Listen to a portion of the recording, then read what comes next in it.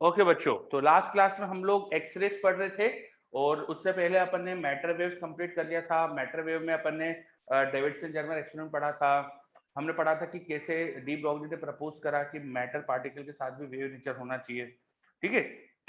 तो beginner boxes pending थे अपने, तो बताओ मुझे फिर बिगिनर बॉक्स 3 और 4, दो बिगिनर बॉक्स आपके होमवर्क में से, बिगिनर बॉक्स 3 और 4। तो BB3 is on atomic collisions. तो BB3 में कोई डाउट है क्या? सबसे पहले तो बताओ, BB3 में कोई डाउट?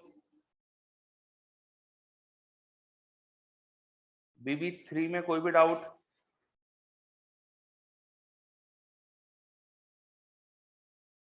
कोई डाउट नहीं है?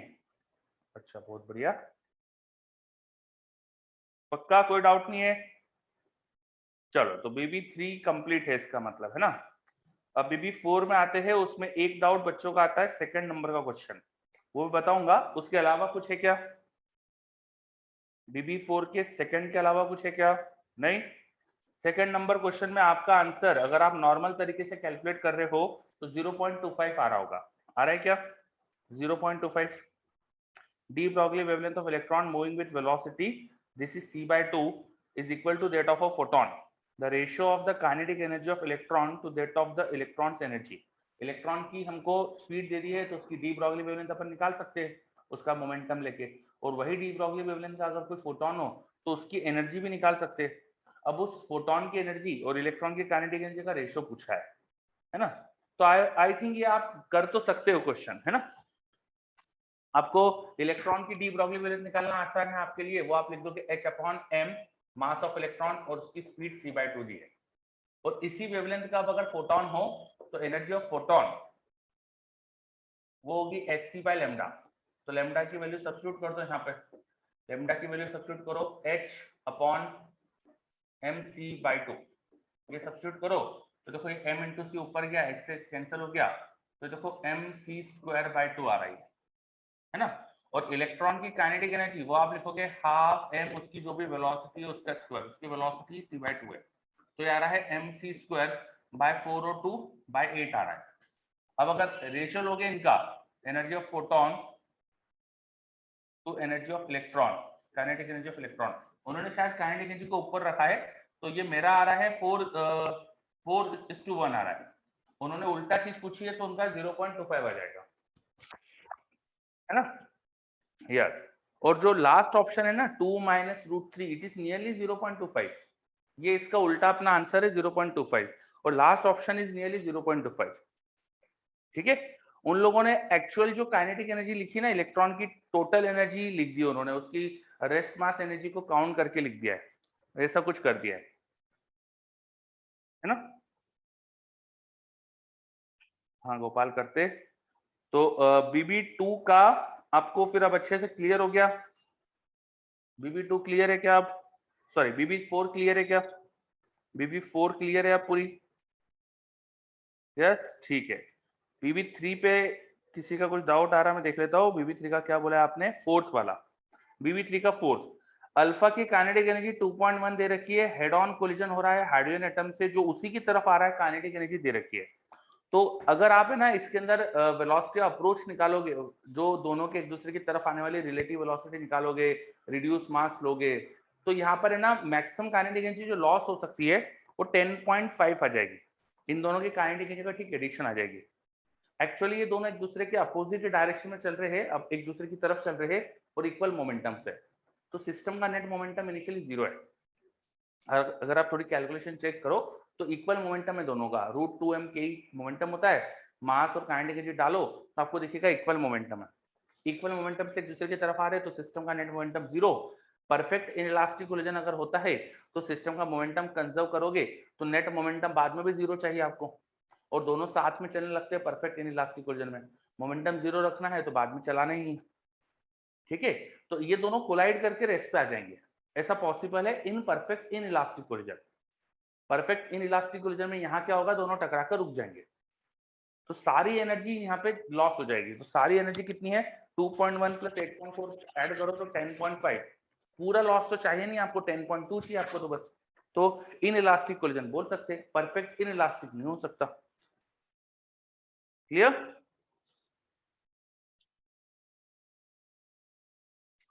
चलो, और कोई डाउट? कोई इलस्ट्रेशन में आपको डाउट हो अगर कुछ बताओ। BB4 तक सब कुछ कंप्लीट?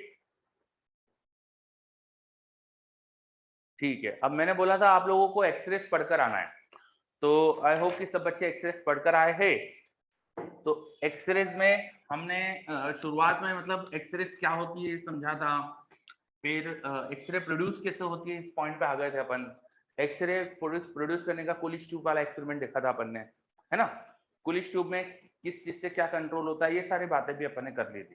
ठीक है, अब नेक्स्ट लिखिए कंटिन्यूअस एक्सरे।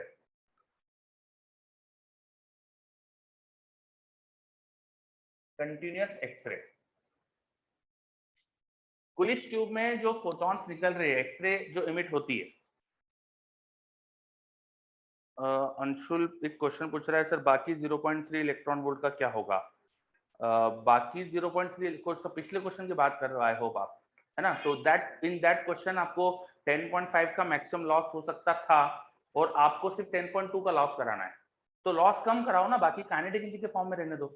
सिस्टम की काइनेटिक एनर्जी आप जीरो क्यों कर रहे बाद में, समझे अंशुल, है ना। परफेक्ट इन इलास्टिक कोलिजन नहीं होगा, इन इलास्टिक होगा। काइनेटिक एनर्जी का मैक्सिमम पॉसिबल लॉस नहीं होगा, थोड़ी कम लॉस हो जाएगी। ठीक, चलो अब कंटिन्यूअस एक्सरे। तो कंटिन्यूअस एक्सरे क्या है, देखो हमने लास्ट क्लास में पढ़ा था कि जो एक्सरे फोटोन निकलते हैं उनकी वेवलेंथ पे कंडीशन होती है। The minimum wavelength which I can obtain in the X-ray emission वो होता था SC/EV। इससे बड़ी वेवलेंथ के फोटोन मिलते हैं, wavelength of photon greater than और इक्वल टू होती है मिनिमम वेवलेंथ। तो एक्चुअली सिंगल वेवलेंथ के फोटोन नहीं निकल रहे वहां पर, एक्सरे ट्यूब से सिंगल वेवलेंथ के फोटोन नहीं निकलते, मल्टीपल वेवलेंथ के फोटोन निकलते हैं। अगर हम हर फोटोन की इंटेंसिटी, पर्टिकुलर वेवलेंथ के फोटोन की इंटेंसिटी वर्सेस उस वेवलेंथ को प्लॉट करें, वेवलेंथ वर्सेस इंटेंसिटी को प्लॉट करें, तो कर्व हमें कुछ इस तरह का मिलता है। वो कर्व कुछ हमें इस तरह का मिलता है, graph of spectral intensity. Spectral intensity का मतलब किसी पर्टिकुलर वेवलेंथ की इंटेंसिटी, एक पर्टिकुलर वेवलेंथ की इंटेंसिटी आई लैम्डा को मैंने विथ लैम्डा प्लॉट कर दिया। अलग अलग वेवलेंथ की कितनी कितनी इंटेंसिटी है उसको लैम्डा के साथ प्लॉट करा, तो ग्राफ ऐसा आया मेरे पास। मुझे सबसे पहले तो ये बताओ कि ऐसा क्यों है इस ग्राफ में कि शुरू में इंटेंसिटी जीरो है, up to limit intensity zero क्यों है, बताओ जल्दी से बताओ। Up to limit intensity zero क्यों है?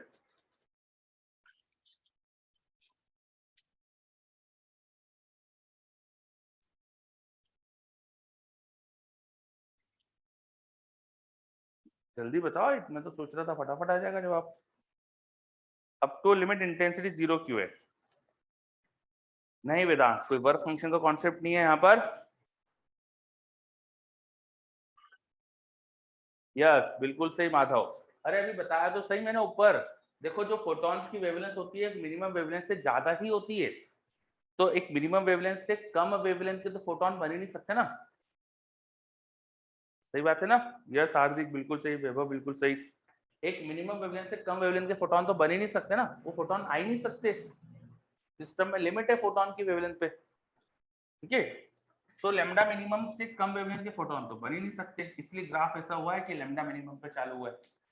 अब लेमडा मिनिमम पे भी इंटेंसिटी ऑलमोस्ट जीरो है, ये देखो ग्राफ मैंने ऑलमोस्ट जीरो पे टच कर दिया है, जीरो इंटेंसिटी है। तो लेमडा मिनिमम कब प्रोड्यूस होता था, जब कोलाइडिंग इलेक्ट्रॉन जो है उसकी सारी एनर्जी फोटोन में चली जाए, which is very rare. Electron जा रहा है, डीएक्सलेट हो रहा है, टकरा रहा है और अपनी सारी एनर्जी एक बार के कोलिजन में सारे फोटोन में बना दे, this is very rare. That's why lambda minimum पर भी फोटॉन्स का नंबर बहुत कम है, ऑलमोस्ट जीरो ही है, मैंने इंटेंसिटी तो जीरो ही दिखाई है। ये क्लियर है ना। लेमडा मिनिमम से थोड़ा सा बड़ी वेवलेंथ पे जाओ, थोड़ा बड़ी वेवलेंथ पे जाओ, लेमडा मिनिमम से थोड़ी ज्यादा वेवलेंथ पे जाओ, मतलब कि एनर्जी पूरी नहीं, थोड़ी सी पार्शियल एनर्जी इलेक्ट्रॉन की फोटोन में जा रही है, तो वो ज्यादा पॉसिबल है, इसलिए यहाँ पर इंटेंसिटी ज्यादा होती है ना। यहाँ पे इंटेंसिटी ज्यादा होती है, जैसे जैसे अपन लेमडा को बढ़ाते जाते हैं फोटोन की एनर्जी कम होती जा रही है, तो इलेक्ट्रॉन की एनर्जी 100% फोटोन में नहीं जा रही है, थोड़ी कम एनर्जी फोटोन में जा रही है, इसलिए यहाँ पर फोटोन का नंबर ज्यादा है।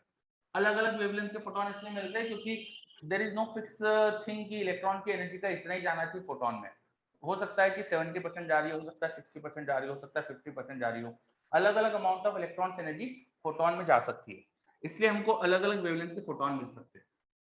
ठीक है, बहुत बड़ी वेवलेंथ पे जाके देखेंगे तो भी बहुत कम नंबर ऑफ फोटोन आ जाएगा। रीजन बिंग क्योंकि इलेक्ट्रॉन जो स्ट्राइक कर रहे थे उनकी एनर्जी बहुत ज्यादा है, तो बहुत ज्यादा एनर्जी के इलेक्ट्रॉन जब स्ट्राइक करते हैं तो वो जब डी एक्सेलरेट होंगे तो भी ज्यादा एनर्जी के फोटोन बनाएंगे, बहुत ही कम एनर्जी के फोटोन का नंबर भी बहुत कम हो जाएगा। ये ग्राफ समझ में आ रहा है? ठीक है, इस ग्राफ से हमको एक चीज और समझ में आ रही है कि जो एक्सरेज इमिट होती है वो सिंगल वेवलेंथ की नहीं है, in fact they have all kind of wavelength starting from a lambda minimum. Lambda minimum के आगे सारी वेवलेंथ प्रेजेंट है। There is a continuous spectrum. Hydrogen spectrum में हमने देखा था ना कि कुछ सर्टेन वेवलेंथ से इमिट होती है, पर यहाँ पर स्पेक्ट्रम कंटिन्यूअस है, हर तरह की वेवलेंथ का फोटोन प्रोड्यूस हो रहा है। एक लैम्डा मिनिमम के आगे जाके हर तरह की वेवलेंथ का फोटोन है, that's why the name is continuous X-ray, क्योंकि ग्राफ यहाँ पे कंटीन्यूअस स्पेक्ट्रम है। ये क्लियर? ठीक है, अब ये प्रोड्यूस ही क्यों होते हैं? Because of the sudden D acceleration. Electron अचानक से जब टकराते हैं हैवी मेटल टारगेट से तो डी एक्सेलरेट होते हैं। मोस्ट ऑफ द एनर्जी तो हीट में जाती है, लेकिन वो अपनी एनर्जी का फोटोन भी प्रोड्यूस कर सकते हैं। तो दिस सडन डी एक्सेलरेशन जो हुआ इसकी वजह से प्रोड्यूस होते हैं फोटॉन। इसके लिए एक जर्मन वर्ड और है, ब्रेमस्ट्रॉम।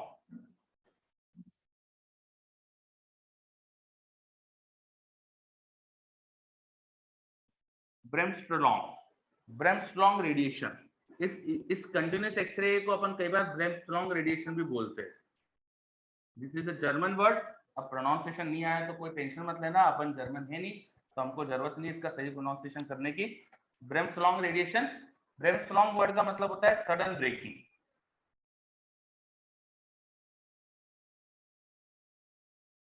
तो due to sudden breaking of electron जो रेडिएशन प्रोड्यूस होता है उसको ब्रेमस्ट्रॉन्ग रेडिएशन भी बोलते हैं। ये कंटिन्यूस एक्सरे को अपन कई बार ब्रेमस्ट्रॉन्ग रेडिएशन भी बोलते हैं। चलो, so what is continuous X-ray? इसका मतलब समझ में आ रहा है हमको। The X-ray tube produces a lot of wavelengths of photon. if I observe all of these photons, then I can observe a continuous spectrum of X-ray. This system, this phenomena or these photons are called continuous X-ray. ठीक है, चलो ये सब चीजें clear सबको? यहाँ पर कोई भी डाउट? ठीक है ना? सबसे पहले अपन ने कंटिन्यूस एक्सरे का मतलब समझा। अब आते हैं कैरेक्टरिस्टिक्स एक्सरे। मैंने इस ग्राफ में कुछ चीजें जानबूझ के रोकी थी। अच्छा, एक दो छोटी छोटी चीजें बची अभी भी, 2 मिनट सुन लीजिए। अगर मैं वी चेंज करूं तो ग्राफ में चेंज क्या आएगा? हायर पोटेंशियल लगा दूं तो ग्राफ में लैम्डा मिनिमम एक तो पोटेंशियल बढ़ाने से कम हो जाएगा और हर वेवलेंथ के फोटोन का नंबर बढ़ जाता है। तो वी बढ़ाने से, potential difference of the tube बढ़ाने से ग्राफ इस तरह से चेंज हो जाता है। ये वी क्या है? पोटेंशियल डिफरेंस और एक्सेलरेटिंग पोटेंशियल। ये हमको वेरिएशन भी याद होना चाहिए कि when I increase the accelerating potential the minimum wavelength reduces, because में डिनोमिनेटर में है वी, तो मिनिमम वेवलेंथ कम हो जाएगी और हर वेवलेंथ का नंबर ऑफ फोटोन बढ़ जाते हैं। ठीक है, वी को बढ़ाने से ओवरऑल ग्राफ ही ऊपर की तरफ शिफ्ट हो जाता है। चलो, तो एक ये चेंज और लिख लीजिए जल्दी से। फिर अपन देखेंगे कैरेक्टरिस्टिक्स।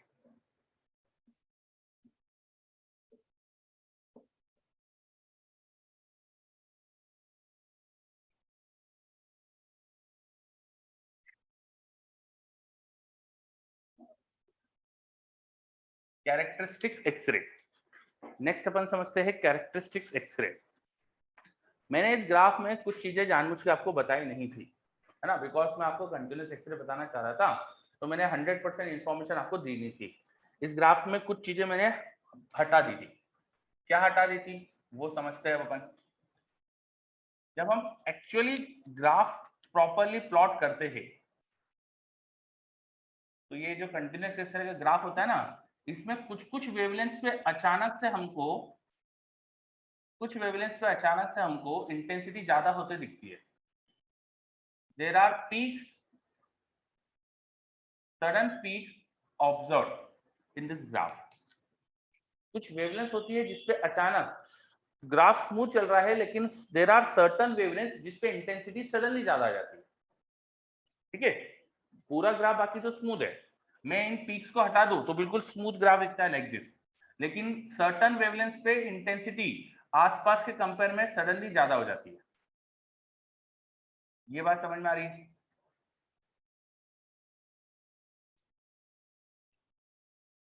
है ना? हाँ, छोटे बच्चे की शार्क दिख रही है। अच्छा, ठीक है। तो शार्क जैसा कोई डायग्राम दिखने लग गया, ठीक है। हाँ, तो क्या हो रहा है कि ये ना अचानक से ना कुछ कुछ वेवलेंथ पे इंटेंसिटी जितनी होनी चाहिए वैसी नहीं है, उससे ज्यादा है। अगर इन इंटेंसिटीज के पीक्स को हटा दो, अगर अपन हम इन वेवलेंथ को ध्यान नहीं दे तो हमें एक स्मूथ ग्राफ मिलता है। हमें दिखता है कि बिल्कुल कंटिन्यूस ग्राफ है, हर वेवलेंथ पे इंटेंसिटी धीरे धीरे वेरी करते जा रही है। लेकिन क्या होता है, सर्टन वेवलेंथ पे अचानक से इंटेंसिटी इंक्रीज होती है। तो थोड़ा और स्टडी करी गई, अलग अलग टारगेट मेटल लेके देखा गया, अलग अलग एक्सपेरिमेंट लेके देखा गया, अलग अलग एक्सेलरेटिंग पोटेंशियल लेके देखे गए, तरह तरह से एक्सपेरिमेंट में वेरिफिकेशन चीजें हमने चेंज करी। तो हमें पता चला कि ये जो पीक्स ऑफ वेवलेंथ आ रहा है ना, ये वेवलेंथ की वैल्यू डिपेंड करती है टारगेट मेटल पे। किन वेवलेंथ पे पीक आएगी, it depends on the target metal. It depends on the target metal. लिख सकते हो आप ये, the sudden increment in the intensity is obtained for the wavelengths which are dependent on target metal, which are dependent on target metal। अगर मैं target metal बदल दूं तो किन वेवलेंथ पे पीक आती है वो बदल जाता है। द लैम्डा मिनिमम वो चेंज नहीं होता टारगेट मेटल बदल देने से। लैम्डा मिनिमम डिपेंड करता है एक्सीलरेटिंग पोटेंशियल पे। तो किन वेवलेंथ पे पीक आती है ये चेंज हो जाता है टारगेट मेटल। मॉलिब्डेनम लोगे टारगेट में तो अलग जगह पे पीक आएगी, टंगस्टन लोगे तो अलग जगह पीक आएगी, आयरन लोगे तो अलग जगह पर आएगी।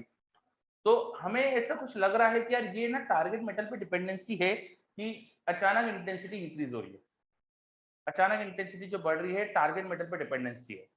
ये डिस्कवर किसने करा था ये भी बता देता हूँ। तो ब्रेग्स जो थे, H.G. ब्रेग्स, जिन्होंने ब्रेग्स इक्वेशन भी दी थी, उन्होंने इसे डिस्कवर करा था, है ना। और फिर इसे मोजले ने अच्छे से सिस्टमाइज करा, अच्छे से समझाया। तो पीक क्यों आती है, why there is sudden increment in the intensity, अब ये समझने की कोशिश करते हैं, ये समझने की कोशिश करते हैं, ठीक है। डेफिनेटली एक अचानक से इंटेंसिटी का इंक्रीज होना मतलब ये होगा कि इनका कॉज जो है वो डिफरेंट है। जो ये एक्सरेज है, जो ये वेवलेंथ है जिन पे इंटेंसिटी बढ़ रही है अचानक, ये वेवलेंथ के फोटॉन्स निकलने का कॉज कुछ अलग है। यहाँ पर जो कॉज था वैसा नहीं है। अगर कॉज सेम होता तो वो अचानक इंटेंसिटी बढ़ती क्यों, और फिलहाल और डिपेंड क्यों करती टारगेट मेटल पे, है ना। ये बात समझ में आ रही है? डेफिनेटली इनका कॉस्ट कुछ डिफरेंट है ना, ये प्रोडक्ट इनका प्रोडक्शन का कुछ तरीका अलग है। अब क्या डिफरेंट है ये थोड़ा दिमाग लगाने की कोशिश करी गई, समझने की कोशिश करी गई। हार्दिक पूछ रहा है नंबर ऑफ फोटॉन तो फिलामेंट करंट पे डिपेंड करते हैं, तो पीछे ग्राफ में पोटेंशियल बढ़ाने से नंबर क्यों बदल रहा है। अच्छा, इस ग्राफ की बात कर रहे हो आप?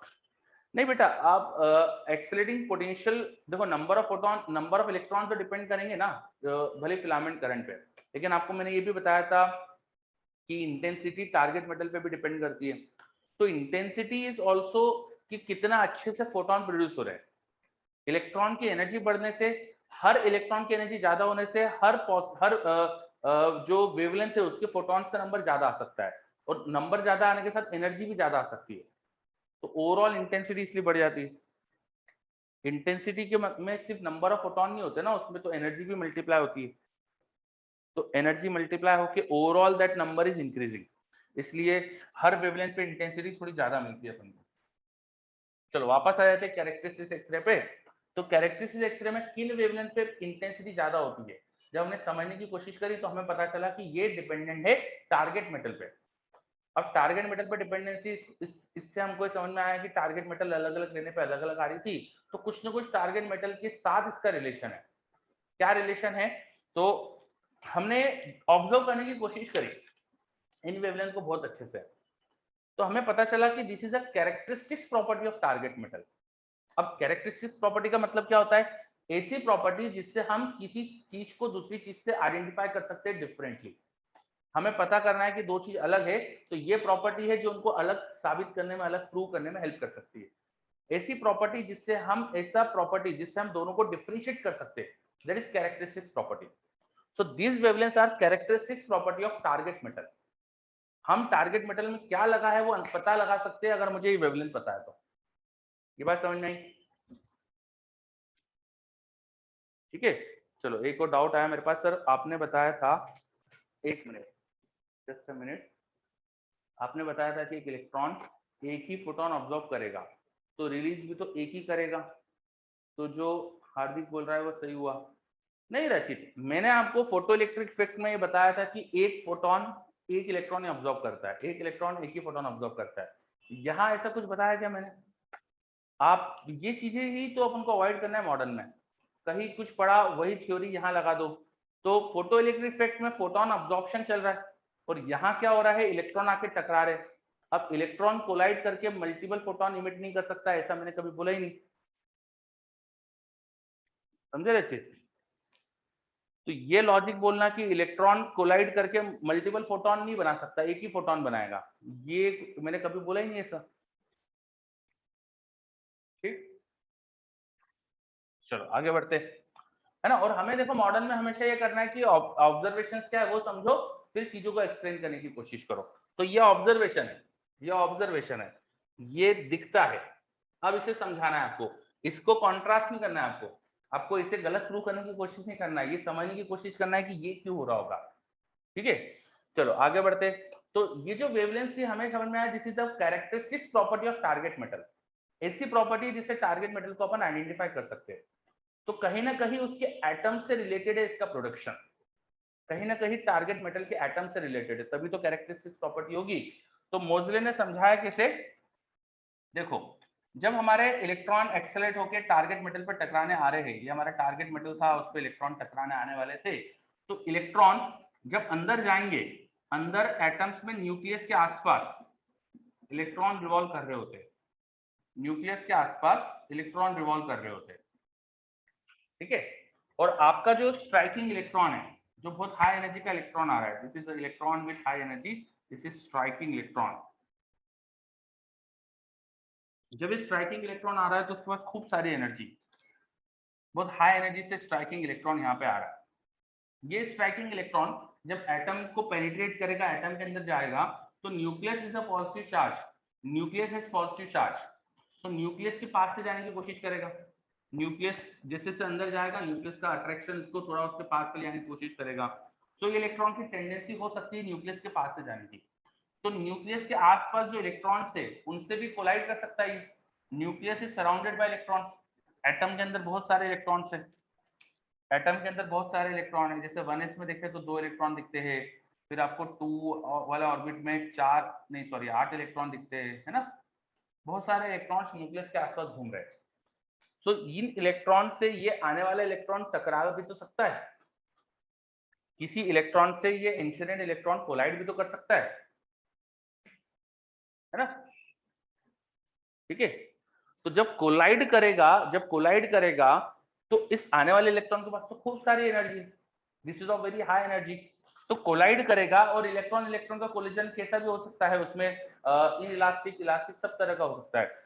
तो कुछ एनर्जी, थोड़ी भी एनर्जी अगर देगा उस इलेक्ट्रॉन को, तो उसको खूब सारी एनर्जी मिल जाएगी, क्योंकि इसके पास खूब सारी एनर्जी थी, है ना। और एनर्जी गेन कर लेगा अगर कोई इलेक्ट्रॉन, तो उसको उस ऑर्बिट में रहना जरूरी नहीं ना, वो वहां से बाहर आ सकता है, उसको उस ऑर्बिट की जो बाइंडिंग एनर्जी है उससे ज्यादा एनर्जी मिल गई अगर इलेक्ट्रॉन को, तो उस ऑर्बिट से बाहर आ सकता है, वो एनर्जी लेके एटम से बाहर आ जाएगा, एटम आयनाइज हो जाएगा, है ना, एक्साइट हो जाएगा इलेक्ट्रॉन। एक्साइट क्या, एग्जिट हो जाएगा इलेक्ट्रॉन, एक्साइट का मतलब होता है हायर ऑर्बिट में जाना, पर यहाँ तो बहुत ज्यादा एनर्जी मिल रही है, तो एग्जिट ही हो जाएगा। ठीक है, तो because of this striking electron, जो स्ट्राइकिंग इलेक्ट्रॉन है वो किसी इलेक्ट्रॉन से टकरा जाए, तो वो इलेक्ट्रॉन वहां से एग्जिट हो जाएगा, ये इलेक्ट्रॉन अपनी जगह से नॉकड आउट हो गया।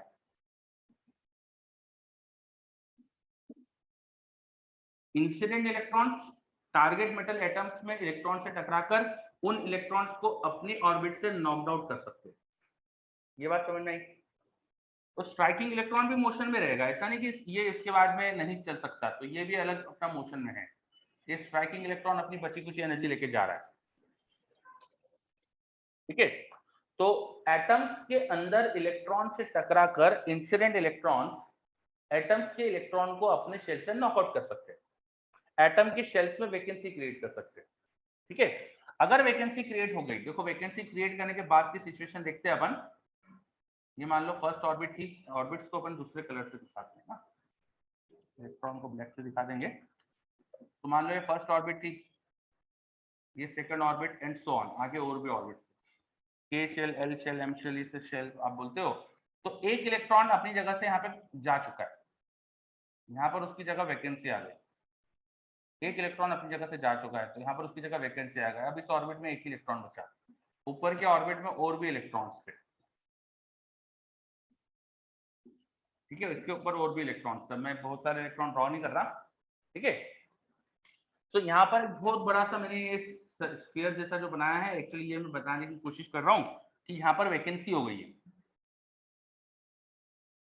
ठीक है। इंसिडेंट इलेक्ट्रॉन ने इस इलेक्ट्रॉन को अपने शेल से नॉकआउट कर दिया, तो यहाँ पर खाली जगह क्रिएट हो गई, वैकेंसी क्रिएट हो गई। अब वैकेंसी है किसी लोअर ऑर्बिट में, तो हायर ऑर्बिट का इलेक्ट्रॉन क्या करेगा बताओ? हायर ऑर्बिट का इलेक्ट्रॉन क्या करेगा? वो हायर ऑर्बिट से नीचे आने की कोशिश करेगा, डी एक्साइट होगा, है ना। तो जब इलेक्ट्रॉन किसी हायर एनर्जी लेवल से लोअर एनर्जी लेवल जंप करेगा, हायर एनर्जी लेवल से लोअर एनर्जी लेवल जंप करेगा, तो उस एनर्जी डिफरेंस की एनर्जी का फोटोन बनेगा, है ना, फोटोन इमिट होगा। यस, उस एनर्जी डिफरेंस की एनर्जी का फोटोन इमिट होगा, तो यहां से फोटोन इमिट होने वाला है। फिर हमें समझ में आया, यहाँ से फोटोन इमिट होने वाला है। और ये जो फोटोन होंगे इनकी energy will depend on the energy difference of the energy level. In photons की एनर्जी डिपेंड करेगी एनर्जी डिफरेंस पे। तो ये जो फोटोन है इनकी वेवलेंथ कैरेक्टरिस्टिक्स प्रॉपर्टी होना चाहिए ना टारगेट मेटल की। इन फोटोन की वेवलेंथ कैरेक्टरिस्टिक्स प्रॉपर्टी होगी टारगेट मेटल की। यहां से अपन एक्सप्लेन कर सकते कि why this wavelength are characteristics property of target metal. ये समझ में आ रही बात? ठीक है। अब एक डाउट और, यार बहुत सारी वेवलेंथ क्यों प्रोड्यूस हो रही है, ऐसा क्यों हो रहा है कि बहुत तरह तरह की वेवलेंथ आ रही है? अरे तो ये कंफर्म थोड़ी कि इलेक्ट्रॉन के शेल से नॉकआउट होगा, एल से हो गया तो, एम से हो गया तो, और अगर एल का इलेक्ट्रॉन के में आया तो एल में भी तो वैकेंसी आएगी। एल की वैकेंसी को भरने के लिए फिर ऊपर के इलेक्ट्रॉन भी तो नीचे आ सकते हैं, है ना। यहाँ पर जो वैकेंसी आई उसको फिल करने के लिए ऊपर का इलेक्ट्रॉन भी नीचे आ सकता है, तो और भी एनर्जी के फोटोन निकल सकते हैं ना। ये बात समझ में आ रही है? ठीक है, ठीक है। हाँ बुरहाउद्दीन वेट करो थोड़ा, उस बात पे आएंगे अपन। So many types of oscillation, many types of de-excitations are possible, many type of de-excitation possible, that's why many different wavelengths are observed जिन पर इंटेंसिटी ज्यादा थी और जो वेवलेंथ डिपेंड करती थी टारगेट मेटल पे। ज्यादा वेवलेंथ होने का रीजन क्लियर है? हाँ ठीक है। और कुछ बोल रहा है ये भी जरूरी है क्या कि एक ही इलेक्ट्रॉन नॉकआउट हो? हाँ भाई हो सकता है मल्टीपल इलेक्ट्रॉन नॉकआउट हो, पर दैट इज वेरी रेयर, है ना। एक एटम में एक साथ दो इलेक्ट्रॉन एक साथ टकरा जाए और उसके मल्टीपल इलेक्ट्रॉन नॉकड आउट हो जाए, आई थिंक ये बहुत रेयर चांस होगा। मतलब एक सिंगल इलेक्ट्रॉन ही नॉकआउट होना उतना ज्यादा नहीं दिख रहा होगा, है ना। चलो सर एक बार सेकंड डायग्राम एक्सप्लेन कर दो, ये वाला डायग्राम। तो ये मैंने क्या बताया कि भाई एक इलेक्ट्रॉन यहाँ से नॉकड आउट हो चुका है, इस एटम के अंदर से एक इलेक्ट्रॉन नॉकआउट हो चुका था, उसके बाद का डायग्राम बना रहा हूं। एक इलेक्ट्रॉन यहाँ पे नॉकड आउट हो चुका है, तो इस वैकेंसी को फिल करने के लिए ऊपर के एनर्जी लेवल का इलेक्ट्रॉन यहाँ आ सकता है। ये इलेक्ट्रॉन यहाँ आया तो फोटोन निकलेगा, यहाँ वैकेंसी क्रिएट हुई, इसको भरने के लिए इसके ऊपर का इलेक्ट्रॉन यहाँ आ सकता है, तो एक फोटोन निकलेगा। ऐसा भी हो सकता है कि डायरेक्ट थर्ड शेल का इलेक्ट्रॉन फर्स्ट शेल में आ जाए, वैसा भी हो सकता है, वो भी किसी ने मना नहीं करा। डायरेक्ट भी कोई थर्ड शेल से इलेक्ट्रॉन फर्स्ट शेल में आ सकता है, ये भी पॉसिबल है। तो इतनी एनर्जी का भी फोटोन बन सकता है। So there are many kind of transitions possible. That's why many kinds of photons are possible. ये क्लियर? ठीक है। तो हमें ये समझ में आ रहा है कि यहाँ पर कई तरह की वेवलेंथ पे क्यों पीक आ रही है। अब इन पे इंटेंसिटी ज्यादा क्यों है, ये बात करते हैं अपन। अचानक से, हाँ सर इसका भी फॉर्मूला सिखाया था, हाँ अचानक से इंटेंसिटी यहाँ ज्यादा क्यों हो जाती है? देखो जब इलेक्ट्रॉन, अब थोड़ा ध्यान दीजिएगा, मैं ये समझाने की कोशिश कर रहा हूँ कि इन पर इंटेंसिटी बाकी जगह से अचानक ज्यादा क्यों होती है। तो देखो आप ये समझने की कोशिश करो कि मान लो कि 1000 स्टूडेंट्स जेई मेंस के एग्जाम दे रहे हैं, जैसे कल का आई थिंक 1000 इंदौर में 1000 लोगों ने एग्जाम दी थी, और ये 1000 स्टूडेंट जो एग्जाम दे रहे हैं ना, वो 50-50 की बैचेस में अलग अलग रूम में बैठे हुए हैं, ठीक है, 50-50 की बैचेस में अलग अलग रूम में बैठे हुए हैं, ठीक है। तो 1000 बच्चे जब एग्जाम देंगे, जेई मेंस का पेपर देंगे, सो बहुत कम ऐसा प्रोबेबिलिटी है, और मान लो सब्जेक्टिव पेपर है जेई मेंस का, सब्जेक्टिव है, मान लो ऑब्जेक्टिव नहीं है, सब्जेक्टिव है, तो क्या ऐसा सबका अगर मैं स्टूडेंट्स का मार्क्स को उनके नंबर के साथ प्लॉट करूं, marks of student obtain versus number of student, ऐसा प्लॉट करो, तो उसके ग्राफ में मुझे मैक्सिमम मार्क्स से मिनिमम मार्क्स जो 0 होगा, उसके बीच में कर्व जैसा बनेगा, that curve must be smooth kind of curve, है ना। इमेजिन करो मैं क्या बोल रहा हूं, मैं बोल रहा हूं कि 1000 बच्चे एग्जाम दे रहे हैं, मान लो जेई मेंस का एग्जाम सब्जेक्टिव है, तो सब्जेक्टिव पेपर है, तो मैक्सिमम मार्क्स से लेके मिनिमम मार्क्स, मैक्सिमम मार्क्स से लेके मिनिमम मार्क्स, मिनिमम 0 मान लो, तो 0 से लेके मैक्सिमम के बीच में अगर मैं marks versus number of student, Y axis पे मार्क्स ले लिया, एक्स एक्सिस पे नंबर ऑफ स्टूडेंट, तो फुल मार्क्स के स्टूडेंट का नंबर भी निग्लिजिबल होगा, हो सकता है एक या दो ही कोई लाए, 0 मार्क्स भी बहुत, अब बच्चे पढ़ाई कर रहे हैं तो बहुत कम बच्चे होंगे जो 0 मार्क्स ला रहे हैं, वो कर्व भी स्मूथ होना चाहिए, हर तरह के मार्क्स पे कुछ ना कुछ बच्चे होंगे, सही है, चलो, है ना, सही बात है। अब मान लो किसी रूम में चीटिंग हो गई, मैंने बोला था 50-50 बच्चों की बैच बैठी है अलग अलग रूम में, अब किसी एक रूम में चीटिंग हो गई, तो उस रूम में जो टॉपर है, अब उस रूम का जो टॉपर है, जरूरी नहीं कि ओवरऑल टॉपर है वो, उस रूम का जो टॉपर है, बच्चों ने आपस में बात कर ली, देख लिया कि भैया इसको ज्यादा आता है, तो उस रूम का जो टॉपर है उसकी कॉपी सबने कॉपी पेस्ट कर ली, उसकी कॉपी सबने कॉपी पेस्ट कर ली, तो इससे क्या होगा बताओ, इससे क्या होगा, उन सबके नंबर सेम आएंगे, हाँ, उन सबके नंबर सेम आएंगे, बिल्कुल सही। तो अचानक कॉन्ट्रास्ट होगा ना, एक पर्टिकुलर मार्क्स की वैल्यू पर अचानक स्टूडेंट का नंबर ज्यादा आएगा, सडन इंक्रीज होना चाहिए, ठीक है। 50 बच्चे एक जैसे मार्क्स लेके आ रहे हैं, तो ग्राफ जो बनाएंगे अपन, marks of student versus number of student, इसके ग्राफ में मुझे अचानक कुछ पर्टिकुलर मार्क्स के ऊपर स्टूडेंट का नंबर ज्यादा दिखने लगेगा, ठीक। There must be a peak, there must be a peak, marks को एक्स एक्सिस पे ले लिया, नंबर ऑफ स्टूडेंट को वाई एक्सिस पे ले लिया, तो कुछ मार्क्स पे अचानक से पीक दिखेगी आपको, ठीक है। जैसे मान लो कि उस रूम के अंदर पूरे पूरे इंदौर का टॉपर बैठ गया था, पूरे इंदौर का टॉपर मान लीजिए 300 में से 290 मार्क्स लेके आने वाला है, तो उस रूम में सारे बच्चों के 290 आ गए, तो 290 पे अचानक पीक आ जाएगी, ठीक है। तो बहुत अजीब सी चीज हो जाएगी ना, ऐसे कुछ दिखने लगेगा ना, कुछ मार्क्स पे अचानक से पीक आ जाएगी, ठीक, हाँ, चलो, अब बाकी, हाँ चलो ठीक है, वापस आ जाओ, अब वापस आ जाओ, वापस आ जाओ, ठीक है।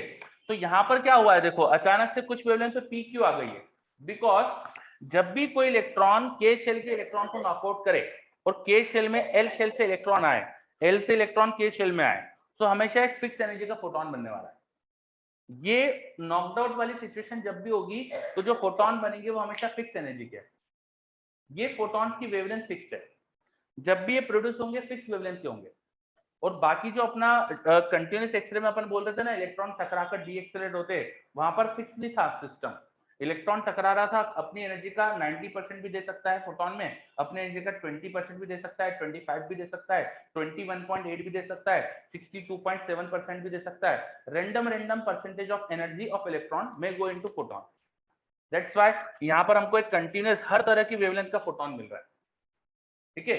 अब ये फिनोमेनन में क्या हो रहा है, यहाँ पर जब भी इलेक्ट्रॉन डीएक्सलेट हो रहा है, photons different different types of energy लेके आ रहे हैं, पर यहाँ हमेशा सेम टाइप ऑफ एनर्जी लेके आ रहे हैं, that's why in same type energy के फोटॉन्स का नंबर अचानक से ज्यादा दिखने लगेगा, समझे कुछ, चलो ओके सोम, वेरी गुड। तो ये हमको समझ में आ गया है कि कुछ वेवलेंथ पे इंटेंसिटी ज्यादा क्यों होती है ना। चलो अब एक एक गैस करते हैं अपन, एक चीज समझते हैं, एक चीज गैस करते हैं, सबसे ज्यादा इंटेंसिटी मैंने देखो ग्राफ में एक पर्टिकुलर वेवलेंथ पे बहुत ज्यादा इंटेंसिटी दिखाई है, कैन यू गेस कि मैं किस वेवलेंथ या किस ट्रांजिशन से रिलेटेड ये ज्यादा इंटेंसिटी दिखा रहा हूँ, कौन से ट्रांजिशन में सबसे ज्यादा इंटेंसिटी दिखना चाहिए, किस ट्रांजिशन के फोटोन नंबर में सबसे ज्यादा आना चाहिए? कुशाग्र का जवाब आया।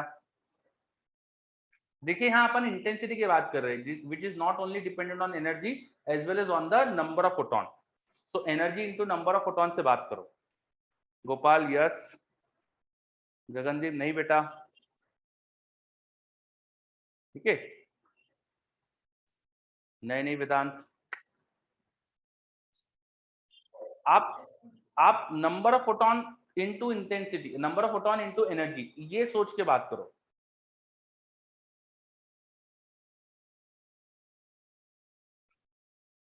ठीक है, चलो मैं क्वेश्चन को फिर से रिफ्रेश करता हूं। जो स्ट्राइकिंग इलेक्ट्रॉन है उसका कौन से ऑर्बिट के इलेक्ट्रॉन से टकराना सबसे ज्यादा पॉसिबल था? स्ट्राइकिंग इलेक्ट्रॉन पे नेगेटिव चार्ज है, न्यूक्लियस पे पॉजिटिव चार्ज है, it tries to go near the nucleus, nucleus के पास से जाने की कोशिश करता है। तो फर्स्ट ऑर्बिट के इलेक्ट्रॉन से टकराना ज्यादा पॉसिबल है ना इसका, है ना? फर्स्ट ऑर्बिट के इलेक्ट्रॉन से टकराना ज्यादा पॉसिबल है। बाहर आपको आपके दिमाग में आ सकता है कि बाहर आने पर नंबर ऑफ इलेक्ट्रॉन ज्यादा है तो ज्यादा पॉसिबल हो सकता है। नहीं, बाहर आने पर क्या होता है कि रेडियस बहुत ज्यादा बढ़ जाती है। ऑर्बिट की रेडियस बहुत ज्यादा बढ़ने से इलेक्ट्रॉन एक्चुअली काफी दूर दूर हो जाते हैं, इलेक्ट्रॉन्स काफी दूर दूर हो जाते हैं। रेडियस एन स्क्वायर के हिसाब से बढ़ती है, ये आपको याद होगा बोहर मॉडल में। तो बाहर जाने पे इलेक्ट्रॉन्स का नंबर जो बढ़ता है और जो रेडियस में इंक्रीमेंट होता है, तो पूरे 3D में सोचोगे तो in fact electrons are more sparse, ज्यादा दूर दूर है वो। ठीक है, तो फर्स्ट ऑर्बिट से टकराने की प्रोबेबिलिटी ज्यादा होती है। और अगर फर्स्ट ऑर्बिट में वैकेंसी क्रिएट हुई तो कौन सी ऑर्बिट का इलेक्ट्रॉन इसको आके फिल कर दे, इसकी वैकेंसी इसकी प्रोबेबिलिटी ज्यादा होगी। ऑफ कोर्स सेकंड ऑर्बिट का इलेक्ट्रॉन यहाँ आके फिल कर दे, 2 से 1 ट्रांजिशन हो जाए, ये प्रोबेबिलिटी ज्यादा होगी, है ना? ठीक है, तो इसीलिए हमको सबसे ज्यादा इंटेंसिटी जो दिखती है वो इसी ट्रांजिशन में दिखती है, इसी ट्रांजिशन में दिखती है। अब एक काम करते हैं, ये अलग अलग ट्रांजिशन के जो फोटोन है ना उनको कुछ नाम देते हैं, अलग अलग ट्रांजिशन के फोटोन को नाम देते हैं। ठीक है, अगर इलेक्ट्रॉन के शेल से नॉकड आउट हुआ, के में वैकेंसी है, एल एम एन ऊपर के इलेक्ट्रॉन की शेल्स का नंबर ये होता है। अगर इलेक्ट्रॉन एल से के में आ रहा है तो इस फोटोन को नाम देते हैं के अल्फा।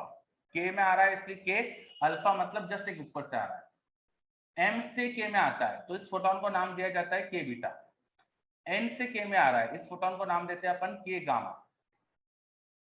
ये अपन ने नॉमेनक्लेचर कर दिया इस ट्रांजिशन के फोटोन को क्या बोलेंगे। ठीक है, ऐसे ही एल में इलेक्ट्रॉन आ जाए एम से तो उसे बोलेंगे एल अल्फा, एन से आ जाए तो L beta and so on. M में इलेक्ट्रॉन एन से आ जाए तो एम अल्फा। हमने फोटॉन्स को इस तरह से नाम दे दिया, के alpha, K beta, K gamma, L alpha, L beta, M alpha, इस तरह से नाम दे दिया। ठीक है, तो हमें एक तो ये समझ में आ चुका था कि के अल्फा की सबसे ज्यादा इंटेंसिटी होनी चाहिए because K alpha correspond to transition from 2 to 1। तो सबसे ज्यादा इंटेंसिटी जो यहाँ दिखती है that is of K alpha. ठीक है, उससे कम इंटेंसिटी और थोड़ी बड़ी वेवलेंथ के बीटा की होती है, सॉरी छोटी वेवलेंथ, और के गामा की और छोटी वेवलेंथ होती है। वेवलेंथ छोटी होती जाती है, क्यों? एनर्जी बढ़ते जाएगी। वेवलेंथ कंपेयर करो तो के अल्फा की बड़ी होगी, उससे छोटी होगी वेवलेंथ ऑफ के बीटा, उससे छोटी होगी वेवलेंथ ऑफ के गामा। ये वेवलेंथ का ऑर्डर समझ में आ रहा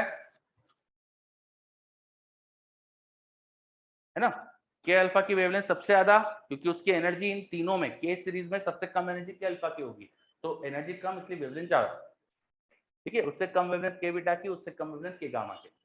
अगर एल अल्फा और के अल्फा को कंपेयर करें, एल अल्फा और के अल्फा को कंपेयर करें तो इसमें से किसकी एनर्जी ज्यादा होती है? बताओ। एल अल्फा और के अल्फा को कंपेयर करें तो किसकी एनर्जी ज्यादा होगी? के की होगी, वेवलेंथ इसलिए कम होगी। Wavelength of K alpha must be lesser than wavelength of L alpha. In fact hydrogen में अपन ने ये समझा भी था कि हाइड्रोजन में 1 से 2 का गैप 2 से इंफिनिटी के गैप से भी बड़ा होता है। 1 से 2 का एनर्जी गैप 2 से इंफिनिटी के गैप से भी बड़ा होता है। तो 1 से 2 का एनर्जी गैप के करस्पॉन्डिंग 1 से 2 की वेवलेंथ 2 से इंफिनिटी एल की सबसे छोटी वेवलेंथ से भी छोटी होगी। एल की सबसे छोटी वेवलेंथ से भी छोटी वेवलेंथ होती है। क्लियर? तो हो सकता है कि नेक्स्ट ये जो तीन वेवलेंथ दिख रही मुझको, ये L alpha, L beta, L gamma की है। ये वेवलेंथ है L alpha, L beta, L gamma. L की सबसे छोटी से भी छोटी के अल्फा की होगी। और फिर आगे और भी अपन को वेवलेंथ दिख सकती है, एल के बाद एम अल्फा भी दिख सकता है ना, एंड सो ऑन। तो हमें स्पेक्ट्रल इंटेंसिटी कर्व पे, हमें स्पेक्ट्रल इंटेंसिटी कर्व पर कहा कौन सी वेवलेंथ होगी ये समझ में आ रहा है। Is this clear? नॉमेनक्लेचर समझ में आया फोटॉन्स का? चलो बहुत बढ़िया, है ना। नॉमेनक्लेचर एक बार फिर से समझ लेते हैं। अगर इलेक्ट्रॉन किसी हायर ऑर्बिट से के में आए तो के सीरीज का फोटोन बनेगा। किसी हायर ऑर्बिट से के में आए तो के सीरीज का फोटोन बनेगा। किसी हायर ऑर्बिट से एल में आए तो एल सीरीज का फोटोन बनेगा। किसी हायर ऑर्बिट से एम में आए, जिस ऑर्बिट में आ रहा है उस ऑर्बिट की सीरीज का फोटोन। इलेक्ट्रॉन के में ट्रांजिशन करके आ जाए तो के सीरीज का फोटोन, के में आ जाए के सीरीज का फोटोन। जस्ट एक ऊपर से के में आ रहा है तो के अल्फा, सेकेंड हाईएस्ट ऑर्बिट से के में आ रहा है के बीटा, है ना। इस तरह से के अल्फा के बीटा ये सबको नाम दे दिया अपन ने, वैसे एल अल्फा एल बीटा दे दिया, और फिर इनके वेवलेंथ को कंपेयर कर लिया। चलो नोट कर लीजिए जल्दी से ये।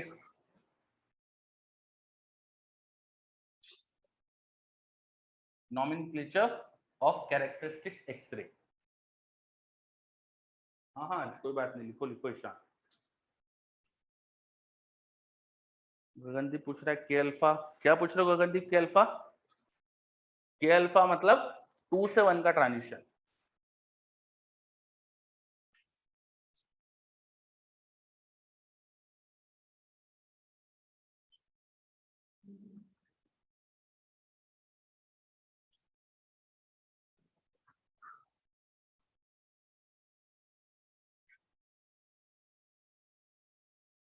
इस चैप्टर में खुद से कुछ इमेजिन करे तो गलत हो जाता है। हाँ बिल्कुल वेदांत, सही बोल रहे हो आप। ये चैप्टर ऐसा ही है, मैंने आपको शुरू में ही समझाया था यहाँ पर कि आपको चीजें इमेजिन नहीं करना है, आपको पहले चीजें देखना है कि क्या हो रही है, देन उसकी थ्योरी क्या है ये समझना है। ठीक है, थोड़ा केमिस्ट्री जैसा है। इसे आप इस चैप्टर को ऐसे याद रखो कि पहले ऐसा ऐसा होता है, अब इसको एक्सप्लेन ऐसा करते हैं, इस तरह से।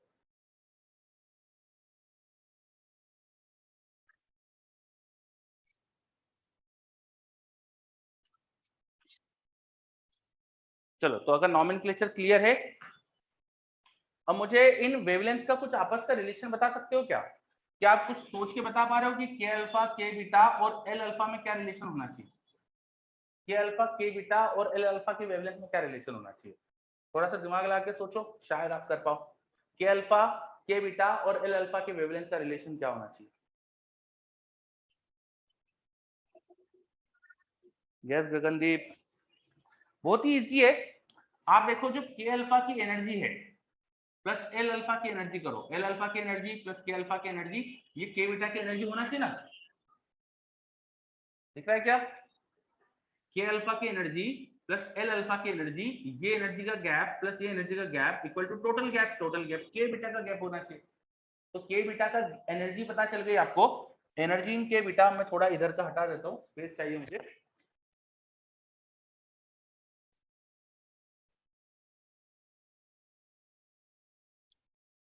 ठीक है, तो हमें समझ में आ रहा है कि energy of K beta must be equal to energy of K alpha plus energy of K beta, sorry L alpha.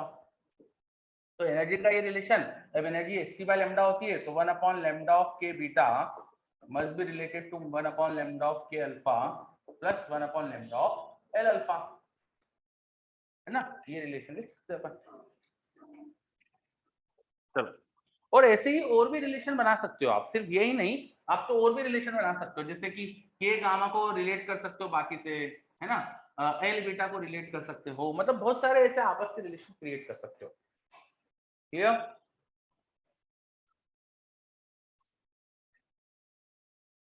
चलो, है ना। एक तो ये चीज याद रखना है अपन को। अच्छा, अब अगर मैं आपसे पूछूं कि एनर्जी ऑफ के अल्फा क्या आएगी, तो क्या बताओगे? Energy of K alpha, it must be energy of L shell minus energy of K shell, ये होना चाहिए। अलग अलग शेल्स की एनर्जी का डिफरेंस के बराबर है तो एनर्जी ऑफ फोटोन होगी। अब एनर्जी ऑफ के अल्फा को लिख सकते हैं h इंटू न्यू, न्यू मतलब फ्रीक्वेंसी ऑफ के अल्फा, ये फ्रीक्वेंसी ऑफ के अल्फा लिख दिया मैंने। This must be equal to energy of L minus energy of K shell.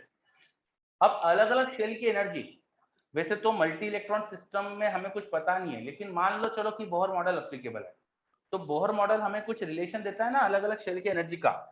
Energy of a shell वो होती थी minus R C H into Z square by N square. L के लिए N को 2 डालोगे, माइनस ये हो गई energy of L shell minus energy of K shell. K के लिए क्या लिखोगे, minus R C H Z square by 1 का स्क्वायर। ऐसे ही होता है ना बोहर मॉडल में, है ना। चलो मान लेते कि बोहर मॉडल सही है, तो ये डिफरेंस लिखना पड़ेगा कि माइनस माइनस प्लस हो गया। देखो are C H common low, Z square common लो, तो 1 माइनस 1/4 3/4 बन जाएगा।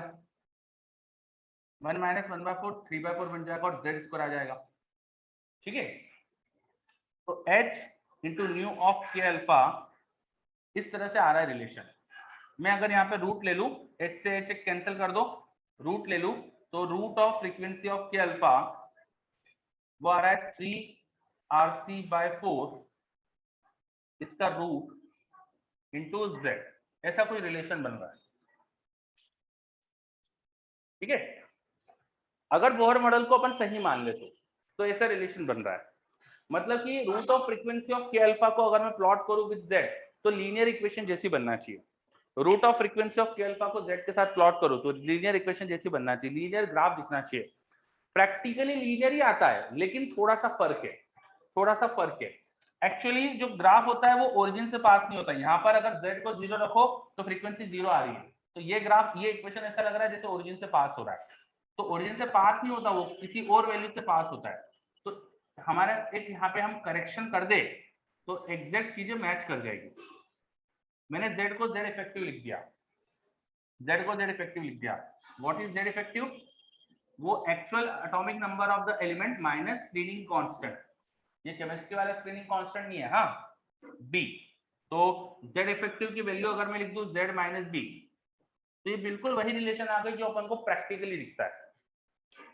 मैं प्रैक्टिकली मोजले ने ऑब्जर्व करा root of frequency of K alpha was dependent on the atomic number of the element. और root of frequency of K alpha को जब प्लॉट करा गया तो एटॉमिक नंबर के साथ लीनियर इक्वेशन आ गया, लीनियर ग्राफ आ गया। तो वो लीनियर ग्राफ क्यों आता है ये अपन बोहर मॉडल से भी समझ सकते हैं। If I change the z को z इफेक्टिव ले लो। इज दिस क्लियर, है ना। बस यही जो चीज आती है इसको बोल देते हैं मोजलेस लॉ। मोजलेस लॉ, ठीक है। मोजलेस लॉ क्या है? Root of frequency of K alpha is linear function of atomic number. अगर हम root of frequency of K alpha को प्लॉट करें, root of frequency of K alpha को प्लॉट करें with atomic number z, so that must be a linear equation, linear graph होना चाहिए। अब heavy metal target ही लेते हैं अपन एक्सरे ट्यूब में, तो हमें जो डाटा पॉइंट मिलते हैं ना ग्राफ बनाने के लिए, वो डाटा पॉइंट तो बहुत बड़े बड़े z पे मिलते हैं, बहुत बड़े बड़े z की वैल्यू पे डाटा पॉइंट मिलते हैं हमको, कुछ डिस्क्रीट डाटा पॉइंट मिलते हैं हमको। ठीक है, इन सब डिस्क्रीट डाटा पॉइंट का बेस्ट फिट जो ग्राफ होता है वो कुछ ऐसा बन जाता है। यहाँ पर b इक्वल टू 1 पे कट करता है, वो b इक्वल टू 1 पे कट करता है। थोड़ा सा मैं इसको करेक्ट कर रहा हूँ, डाटा पॉइंट मैंने ज्यादा इधर उधर दिखा दिए, तो ऐसा समझना। ठीक है, तो best fit graph of root of frequency of K alpha versus z is a straight line which cut on the z axis at b equal to 1। At b equal to 1 मतलब z की value जब 1 रखता हूं मैं, z की value 1 रखता हूं तो फ्रीक्वेंसी 0 आती है, b की वैल्यू 1 आती है मेरे पास। ठीक है, और ये वही पीरियोडिक टेबल वाला मोजलेस लॉ है। तो मोजले ने he was very young, I think 26 year के थे जब उन्होंने ये चीज समझ ली थी, और उन्होंने बस एक्सपेरिमेंट्स करे, एक्सपेरिमेंट्स के रिजल्ट्स को समझने की कोशिश करी, अलग अलग तरह से प्लॉट करने की कोशिश करी, तो उन्हें पता चला root of frequency of K alpha was a linear function of the atomic number. और इस इक्वेशन, ये जो ग्राफ आया, इससे उन्होंने इक्वेशन बनाने की कोशिश करी, तो इसी तरह की इक्वेशन आई उन्होंने जो इक्वेशन लिखी थी उसमें इस चीज को उन्होंने ए कहा था, root of frequency of K alpha उन्होंने लिखा था ए इंटू जेड माइनस बी होता है। तो ये जो टर्म है इसको उन्होंने ए बोल दिया था और यहाँ बी था। फिर बाद में अपन ने बोहर मॉडल को फिट करने की कोशिश करी यहाँ पर। तो बोहर मॉडल को फिट करने की कोशिश कर रहे हैं तो फिट हो रहा है। अगर मैं जेड को सही कर दूं, कुछ जेड इफेक्टिव ले लूं, ठीक है। सो इससे हमें एक चीज ये समझ में आ रही है कि बोहर ने जो बताया था ना कि एनर्जी अलग अलग ऑर्बिट की अलग अलग क्वांटाइज्ड एनर्जी होती है, तो कुछ कुछ रिलेट हो रहा है। Bohr model is trying to explain, we can try to explain this phenomena of characteristic X ray using Bohr model. मैंने तो शुरू से ये बताया आपको कि एनर्जी लेवल की डिफरेंस से फोटोन निकल रहा है, ये तो बोहर ने पहली बार बताया था ना। तो उस समय जब बोहर ने बताया था तब इतना वाइडली सब तरफ थोड़ी पता था। वो तो धीरे धीरे हमको लगा कि यार अच्छा ये तो सही बैठती चीज बोहर ने जो बताई थी उससे सही से एक्सप्लेन हो रहा है। तो बोहर मॉडल को और रिकॉग्निशन मिला। फिर हमको ये समझ में आया कि हाँ, एटम्स के अंदर एनर्जी लेवल्स होते हैं जिसमें इलेक्ट्रॉन हो सकते हैं। ये एनर्जी लेवल का कॉन्सेप्ट जो बोहर का था वो बाकी एटम में भी एप्लीकेबल है। हमारी बात समझ में, ठीक है। चलो, हाँ गोपाल, बड़ी सैड चीज थी। वर्ल्ड वॉर में मोजले की डेथ हो गई थी, वर्ल्ड वॉर 2 में। वर्ल्ड वॉर 1 में ही हो गई थी आई थिंक, सॉरी 2 में नहीं, 1 में। हाँ चलो, तो आगे बढ़ते हैं फिर। मोजलेस लॉ क्लियर सबको? What is Moseley's law? Yes, ठीक है। अब मोजलेस लॉ तो वैसे root of frequency of K alpha के लिए होता है, लेकिन किसी भी फ्रीक्वेंसी, किसी भी मतलब के बीटा की फ्रीक्वेंसी ले लो, एल अल्फा की फ्रीक्वेंसी ले लो, एल गामा की ले लो, एम अल्फा की ले लो, किसी को भी पकड़ो, अलग अलग एलिमेंट के लिए, अलग अलग एलिमेंट के लिए मैं अगर पर्टिकुलर पर्टिकुलर ट्रांजिशन की अपन फ्रीक्वेंसी का ग्राफ बनाए विद द एटॉमिक नंबर, तो लीनियर ग्राफ ही आता है। The slope of graph might change, the intercept might change, intercept बदल जाता है, स्लोप बदल जाता है, लेकिन सबके लिए ग्राफ लीनियर जैसे ही आता है। Is this clear? सबके लिए लीनियर ही आता है। हमारे कोर्स में नहीं है, हमारे कोर्स में कोई पूछेगा नहीं हमसे, हमें एल बीटा के लिए ग्राफ नहीं पूछा जाएगा, एल अल्फा के लिए, के बीटा के लिए नहीं पूछे थे ग्राफ, ठीक है, लेकिन सबका लीनियर आता है। ये पॉइंट क्लियर? चलो वेरी गुड। तो फटाफट ये नोट कर लीजिए, मोजलेस लॉ और explanation bye Bohr model.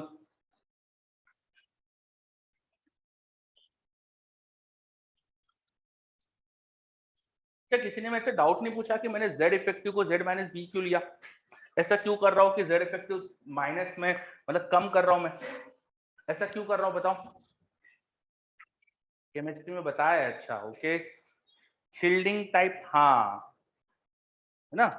Because nucleus के आसपास जब इलेक्ट्रॉन रिवॉल्व कर रहा है तो न्यूक्लियस का चार्ज थोड़ा सा कम फील होता है, कम फील होता है, तो एक तरह से आपका एटॉमिक नंबर कम फील हो रहा है, ठीक है। तो केमिस्ट्री में इसकी तो कुछ वैल्यू वैल्यू भी बताते हैं ना, वो केमिस्ट्री वाली अलग है ना, वो अलग याद रखना। और मोजलेस लॉ में बी की वैल्यू अलग आती है। मोजले लॉ में बी की वैल्यू 1 आती है for root of frequency of K alpha, ठीक है। Concept is similar but the value here for the B is different. चलो वेरी गुड। अब मेरे पास एक डाउट आया, चलो, अलग क्यों है, अलग क्यों है? तो देखो, मैं तो एक्सपेरिमेंटली बता रहा हूँ कि एक्सपेरिमेंटली ये पता चला, केमिस्ट्री में कैसे बता दिया अलग क्यों है? आप मेरे से पूछ रहे हो कि अलग क्यों है वैल्यू, तो मैं पूछ रहा हूँ आपसे कि केमिस्ट्री में कैसे बताया, आपको वैल्यू कैसे निकाल दी, वो आप समझने की कोशिश करो। और मैंने जो बताया वो तो एक्सपेरिमेंटल है, एक्सपेरिमेंटली समझ में आया कि बी इक्वल टू 1 पे कट हो रहा है, ठीक है। तो यहाँ तो बी इक्वल टू 1 है, मुझे ये पता है एक्सपेरिमेंट से। केमिस्ट्री में कैसे बताया वो मुझे नहीं पता, तो मैं ये नहीं बता सकता आपको अलग क्यों है। समझे बात? ठीक है, हाँ। चलो, केमिस्ट्री में तो वेरी करता है। अब केमिस्ट्री का मुझे आइडिया नहीं है कि आपको वैल्यू कैसे बताइए। और देखो कई बार क्या होता है, पूरी सिचुएशन ही डिफरेंट होती है।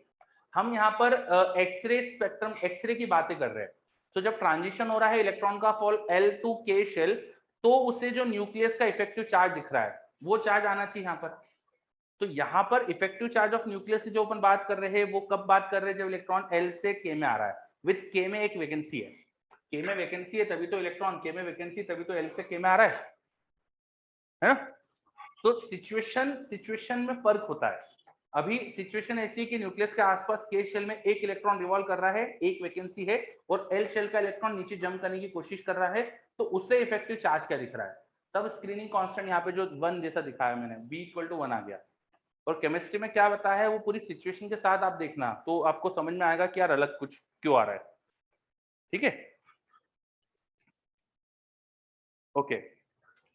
तो हमने समझा कैरेक्टरिस्टिक्स एक्सरे क्या होती है, why there are certain peaks at some wavelength. Peak क्यों आते हैं, ठीक है, कुछ वेवलेंथ पे अचानक से इंटेंसिटी ज्यादा क्यों आ जाती है, ये समझा अपन ने। ये वेवलेंथ डिपेंड क्यों करती है टारगेट मेटल एटम्स पे। इन वेवलेंथ को नाम कैसा देते हैं, इन वेवलेंथ का ऑर्डर क्या होना चाहिए, उनमें अपन ने फ्रीक्वेंसी ऑफ के अल्फा के रिलेशन निकाला विद एटॉमिक नंबर Z। और इस तरह से अपना एक्सरे कंप्लीट है ना। एक्सरे में थ्योरी में इतनी चीजें है, बाकी तो ऐसे कुछ खास नहीं है। सिंपल फिर क्वेश्चन आ सकते हैं इसके ऊपर। बाकी मैंने आपको एक्सरे का पेनिट्रेशन वगैरह तो पिछली क्लास में बता ही दिया था। एप्लीकेशन ऑफ एक्सरे जो थ्योरेटिकल पॉइंट है वो देख सकते हो आप, आपको ऑटोमेटिकली सारा ही आता है ना। चलो नोट कर लीजिए। गोपाल बोल रहा है 2 मिनट दे दीजिए, ठीक है, तो फटाफट नोट कर लो, मैं 2 मिनट दे रहा हूँ, फिर अपन क्वेश्चंस करते हैं।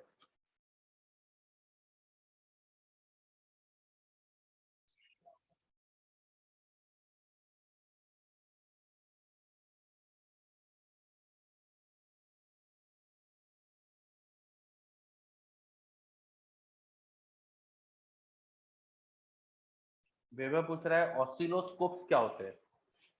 तो ऑसिलोस्कोप्स मतलब यार ऐसे डिवाइसेस है, इंस्ट्रूमेंट्स है जिसमें अपन कोई सिग्नल लगाओ, तो सिग्नल का जो भी वेरिएशन हो रहा है वो अपन को स्क्रीन पे दिखता है। ठीक है, ऑसिलेशन हमको स्क्रीन पे विजुलाइज कर सकते हैं।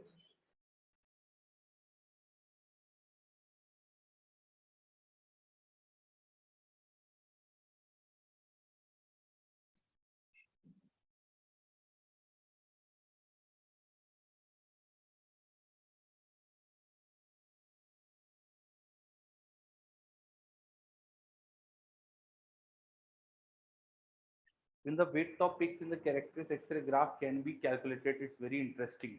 हाँ, और कैरेक्टरिस्टिक एक्सरे के अंदर अब हर अपन ने एक बात तो करी नहीं है यहाँ पर, वैसे हमारे लेवल की है भी नहीं, मतलब हमारे कोई कोर्स में है नहीं, कि जो एक्चुअली के अल्फा वेवलेंथ होती है ना, ये भी अकेली वेवलेंथ नहीं होती, इसको के अल्फा 1, के बीटा, के अल्फा 2 ऐसे और इसमें वेवलेंथ होती है, ग्रुप ऑफ वेवलेंथ होते हैं ये। ठीक है, ग्रुप ऑफ वेवलेंथ होते हैं।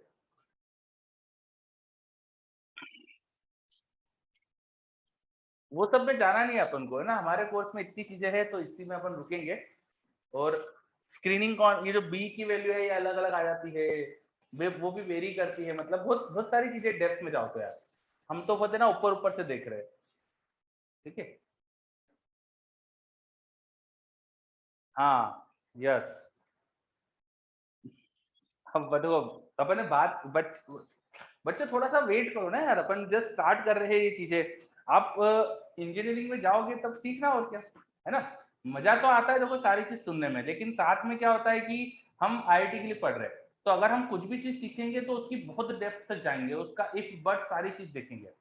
तो एक्सरे में जितना कोर्स में उतना उतने रखे अपन, ज्यादा जरूरत नहीं है अपन को इसकी ज्यादा जानने की, नहीं तो फिर यार सिलेबस अननेसेसरी खींचता है। ठीक है, मेरा एम ये रहता है कि भाई आईआईटी का जो सिलेबस है, जेईई मेंस का सिलेबस है, उसके अपन अंदर ही रहे, अपन बहुत ज्यादा इधर उधर जाने की कोशिश नहीं करें, नहीं तो फिर कोर्स टाइम पे होता नहीं है, फिर बाद में सब दिक्कत आती है। ठीक है, हम्म, चलो ओके। तो अब क्वेश्चंस वगैरह स्टार्ट करते हैं अपन। लिखो क्वेश्चन, क्वेश्चन स्टार्ट करते लिखो। कुछ सिंपल सिंपल क्वेश्चन से चालू करेंगे, लिखो। एक्सरे एनसीईआरटी में नहीं दिया है, वेदांत पूछ रहा है एक्सरे एनसीईआरटी में कौन से चैप्टर में, तो नहीं दिया है ना, ये आपको एससीवीसी करना पड़ेगा, एनसीईआरटी में नहीं दिया है। लिखो पहला question, the accelerating potential in the Kulish tube, the accelerating potential in the Kulish tube is 20,000 volts. the accelerating potential in the Coolidge tube is 20,000 volts. What is the minimum wavelength of continuous X-ray photon? What is the minimum wavelength of continuous X-ray photon? What is the minimum wavelength of continuous X-ray photons? Accelerating potential in the Coolidge tube is 20,000 volts. What is the minimum wavelength of continuous X-ray photons?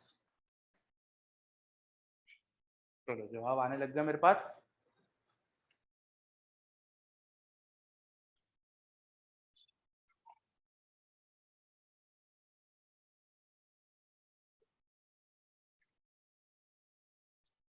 एक ही answer आया अभी तक यार, क्या बात है.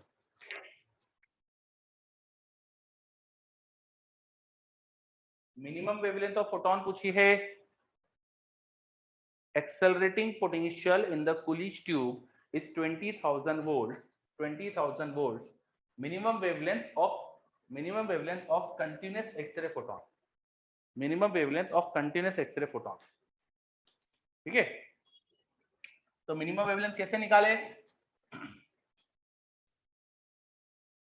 Minimum wavelength कैसे निकाल सकते हैं? हमने रिलेशन पढ़ा था. Lambda minimum was SC upon EV.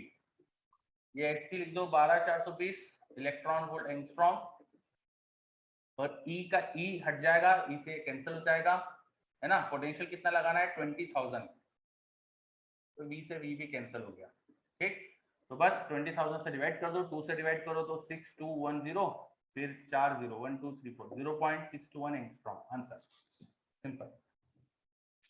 ठीक. इजी क्वेश्चन है ना.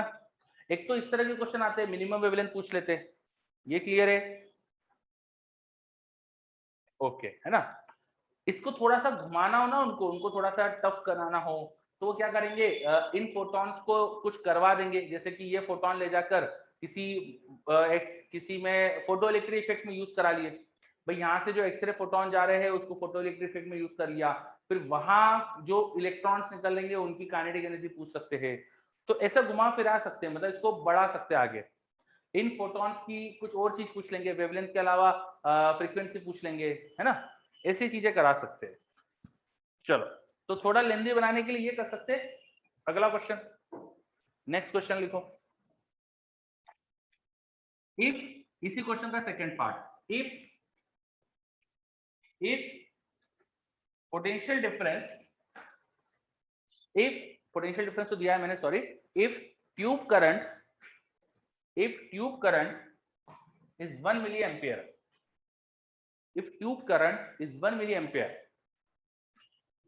tube current is 1 milliampere and only 1% energy, if tube current is 1 milliampere and only 1% energy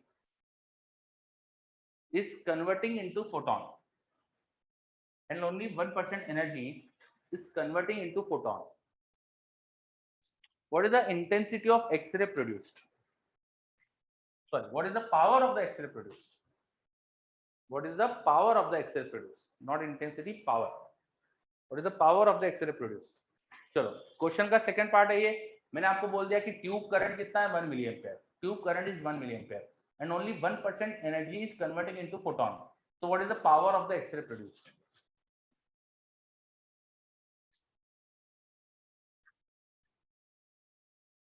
tube current का मतलब क्या है? तो याद करो, हमारा जो फिलामेंट होता था उसके करंट को फिलामेंट करंट बोलते थे, वो ट्यूब करंट नहीं है. उसके बाद हम एक्सेलरेट करते थे इलेक्ट्रॉन्स को, और हेवी मेटल टारगेट से वो टकराते थे. ठीक है. तो जब ये इलेक्ट्रॉन यहाँ से एक्सलेट होकर इधर जा रहे हैं ना, तो इधर जो करंट दिखता है उसको बोलते हैं ट्यूब करंट. यहाँ इस हेवी मेटल टारगेट इलेक्ट्रॉन के उधर जाने से यहाँ पर हमको इफेक्टिव करंट दिखता है, तो that is called tube current. ठीक है. तो ये करंट दिया है आपको. इस सर्किट में कितना करंट है ये दिया है. ये इलेक्ट्रॉन उधर जा रहे हैं तो उसके अपोजिट करंट दिखेगा. ये इलेक्ट्रॉन यहाँ टकरा रहे हैं तो यहाँ इलेक्ट्रॉन घूमकर वापस से इधर आ सकते हैं. तो ये जो करंट बनता है यहाँ पर, इसे ट्यूब करंट बोलते हैं. ये दिया है आपको. और पोटेंशियल डिफरेंस भी दिया हुआ है, मैंने पिछले क्वेश्चन में दिया था 20,000 वोल्ट. और आपसे बोल रहा हूं मैं कि 1% एनर्जी फोटोन को मिल रही है, तो बताओ कितनी पावर जनरेट हो रही है एक्सरे की।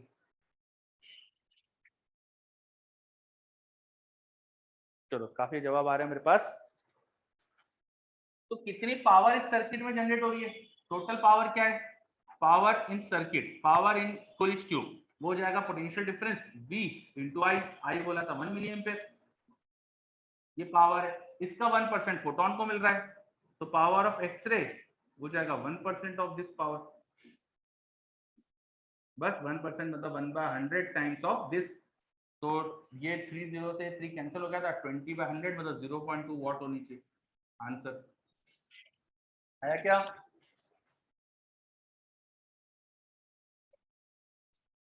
0.2 वॉट आ गया। ठीक है, देखो सभी बच्चे, इसमें कोई डाउट? चलो बहुत बढ़िया। अब एक तो ये पावर पूछ सकते हैं, उसके बाद क्या कर सकते हैं, वो ऐसा भी बोल सकते हैं कि सारे फोटोन ही यही वाले आ रहे हैं, ऐसा बोल दिया कि हर इलेक्ट्रॉन टकराकर फोटोन जब बना रहा है तो अपनी पूरी एनर्जी को बना रहा है और कोई एनर्जी का बना ही नहीं रहा है ना। तो फोटोन का नंबर पूछ सकते हैं पर सेकंड कितना आ रहा है, पावर पता चल गई आपको, मतलब एनर्जी कितनी आ रही पर सेकंड वो पता चल गई। बोल देंगे कि भाई इसी वेवलेंथ के फोटोन आ रहे हैं, तो इस वेवलेंथ के फोटोन आ रहे हैं तो एक फोटोन की एनर्जी मिल गई, तो नंबर ऑफ फोटोन निकाल सकते हो आप फिर। समझे? तो कर पाएंगे क्या वैसा क्वेश्चन? बोलो, है ना। भाई हमें फोटोन की वेवलेंथ बता दी, बोल दी कि यही वेवलेंथ का फोटोन बन रहा है और कोई वेवलेंथ का बन ही नहीं रहा, तो फोटोन का आपको एनर्जी पता चल गई, टोटल एनर्जी पर सेकंड कितनी आ रही पता चल गई, तो नंबर ऑफ फोटोन बता सकते पर सेकंड कितने आएंगे। तो ऐसे क्वेश्चन आ सकते हैं। ठीक है, चलो अब अगला क्वेश्चन, नेक्स्ट क्वेश्चन लिखो, नेक्स्ट क्वेश्चन। हाइपोथेटिकल डाटा दे रहा हूं मैं जो क्वेश्चन में डाटा बोल रहा हूँ वो हाइपोथेटिकल है, मन से दे रहा हूं मैं मेरे। ठीक है, आप इसको सही मत मान लेना। लिखो question, the energy needed the energy needed the energy needed to knock out an electron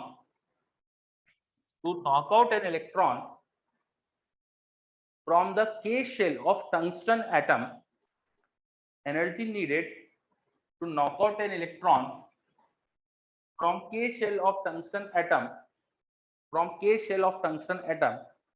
is 15.6 kilo electron volt. It's 15.6 kilo electron volt.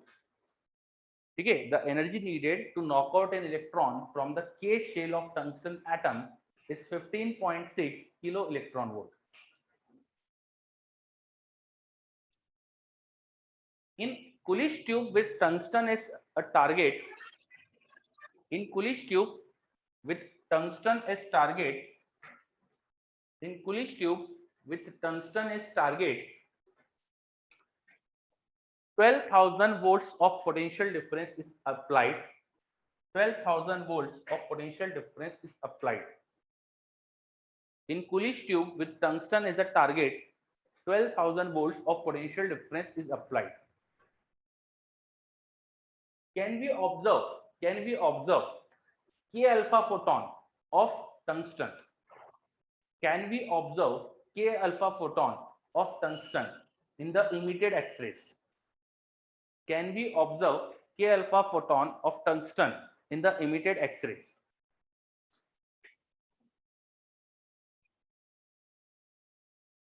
Question है, can we observe K alpha photon of tungsten atom in the X-rays?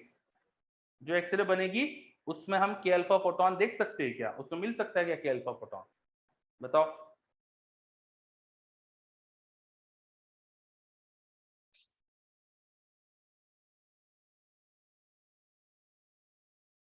चलो तो एक जवाब आ रहा है सोहम का मेरे पास, देखते। Can we observe K alpha photon of tungsten in the emitted X rays? तो तीन चार चार बच्चों के जवाब आ गए अभी तक, चारों के तो सही लगते हैं मुझे, सही दिख रहे। तीन का भी आ गया, गोपाल का भी आया। चलो क्वेश्चन समझना है बस, है ना, इसमें कोई कैलकुलेशन करना नहीं, जब बस समझ लिया तो क्वेश्चन हो जाएगा।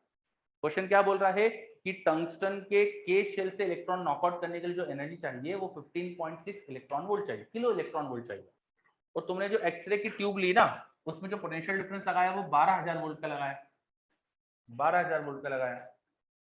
ठीक है, कुछ 12,000 वोल्ट, 12,000 वोल्ट से, और आपको जो एनर्जी चाहिए वो 15.6 किलो इलेक्ट्रॉन वोल्ट, मतलब 15600 इलेक्ट्रॉन वोल्ट चाहिए, है ना। तो एनर्जी जो चाहिए वो ज्यादा चाहिए ना, आपको जो एनर्जी चाहिए नॉकआउट करने के लिए 15.6 किलो इलेक्ट्रॉन वोल्ट चाहिए। तो ये हो जाएगा, किलो मतलब 3 जीरो लगा दो तो डबल जीरो आएगा, 15,600 वोल्ट इलेक्ट्रॉन वोल्ट की एनर्जी चाहिए आपको इलेक्ट्रॉन की, अगर आपको केस शेल में इलेक्ट्रॉन को नॉकआउट करना है। और तुमने अगर यहाँ पोटेंशियल डिफरेंस ओनली 12,000 लगाया, तो मैक्सिमम एनर्जी इलेक्ट्रॉन जो है टकराएंगे उसकी 12,000 ही तो आ सकती है, 15,000 इलेक्ट्रॉन वोल्ट तक तो पहुंच ही नहीं सकता वो। तो क्या केस शेल का इलेक्ट्रॉन नॉकआउट हो सकता है अपनी जगह से? ये इलेक्ट्रॉन नॉकआउट हो पाएगा क्या? नहीं हो पाएगा, समझे बात, है ना।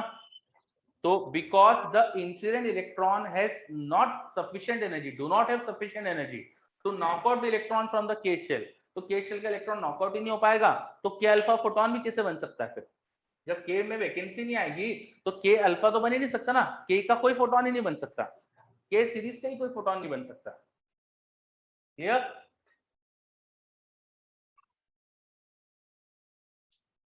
बात समझ में आ रही है सबको?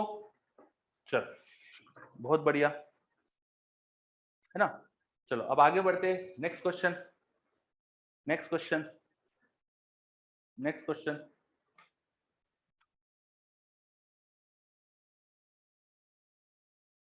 गगनदीप पूछ रहा है 15,600 कैसे आया? मैंने दिया था ना क्वेश्चन में, 15.6 किलो इलेक्ट्रॉन वोल्ट की एनर्जी चाहिए, तो क्वेश्चन में दिया था 15.6 किलो इलेक्ट्रॉन वोल्ट, मतलब ये इलेक्ट्रॉन वोल्ट हो जाएगा, तो क्वेश्चन में दिया था गगनदीप मैंने कि टंगस्टन में के शेल के इलेक्ट्रॉन को वहां से निकालने के लिए जो एनर्जी चाहिए वो इतनी चाहिए थी। ठीक है, अगला क्वेश्चन, नेक्स्ट क्वेश्चन लिखो। If I increase, if I increase, if I increase accelerating potential in X-ray tube, if I increase accelerating potential in the X-ray tube, accelerating potential in the X-ray tube, what happened to difference of, what happened to difference of wavelength of K alpha line, what happened to difference of wavelength of K alpha line, wavelength of K alpha line and minimum wavelength of X-ray photons, and minimum wavelength of X-ray photons? Question simple सा है, if I increase accelerating potential in the X-ray tube, what happens to difference of wavelength in K alpha and minimum wavelength of X-ray photon? I repeat the question. What happens to the difference of wavelength in K alpha and minimum wavelength of X-ray photon? चलो जवाब आ रहे हैं मेरे पास बच्चों के, very good, बहुत बढ़िया, है ना। मैं पूछ रहा हूँ क्वेश्चन में कि एक्सरे की हम एक्सरे ट्यूब में जो पोटेंशियल डिफरेंस है वो बढ़ा दिया, तो उससे मिनिमम वेवलेंथ जो एक्सरे फोटोन की आती है और के अल्फा की जो वेवलेंथ आती है, इनके डिफरेंस का क्या होगा? ठीक है, यस बिल्कुल सही। सो lambda minimum will decrease, lambda minimum should decrease if I increase the accelerating potential. अगर मैं एक्सेलरेटिंग पोटेंशियल बढ़ाता हूं तो लैम्डा मिनिमम कम होगा, बट के alpha is a characteristic property of target metal, वो बदलेगी नहीं। के अल्फा की वेवलेंथ थोड़ी डिपेंड करती है एक्सेलरेटिंग पोटेंशियल पे, तो द गैप जो आएगी यहाँ पर लैम्डा मिनिमम के कम होने से बढ़ जाएगी, गैप जो आएगी लैम्डा मिनिमम के कम होने से बढ़ जाएगी। लैम्डा ऑफ के अल्फा ज्यादा होता है, लैम्डा मिनिमम उससे कम होता है, दोनों का डिफरेंस, बिकॉज पोटेंशियल बढ़ा रहे हैं तो लैम्डा मिनिमम और कम हो गया तो डिफरेंस बढ़ जाएगा, gap is increasing. Clear Gopal? हाँ, रीजन लिख लीजिए अच्छे से।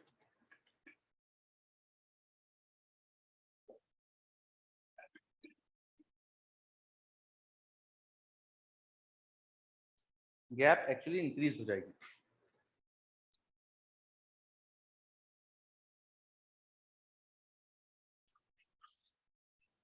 मोजले लॉ पे अभी तक क्वेश्चन नहीं करा अपन ने, मोजले लॉ पे आते।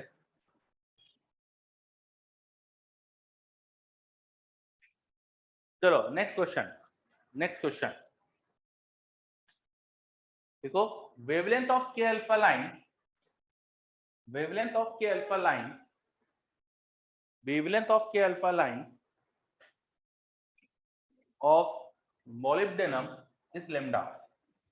Wavelength of K alpha line of molybdenum is lambda. Wavelength of K alpha line of molybdenum is lambda. What will be wavelength of K alpha? What will be wavelength of K alpha? What will be wavelength of K alpha of tungsten? What will be wavelength of K alpha of tungsten? करो try. What will be wavelength of K alpha of tungsten?